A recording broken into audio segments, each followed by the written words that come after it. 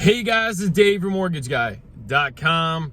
And look, in sales, in real estate, when you have an end goal, it's usually income. And then the way they teach us is, you go backwards. If you want to make $1 million a year, $500,000 a year, $200,000 a year, you take that. How many transactions do you need? How many leads? How many phone calls? How many whatever, right? How about this? Instead of us picturing how much money we want to make, why don't you picture the life that you want when you've hit that level of success and then go backwards from there?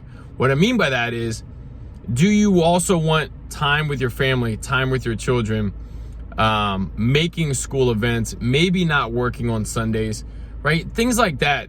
Imagine your perfect life and then go backwards from that and use those as foundation in your business plan and where you want to go and how you want to grow, right? Hey, I want to make this amount of money and I don't want to be killing myself. I'd rather spend my nights with my children or not work on Sundays or Saturdays or whatever it is, right?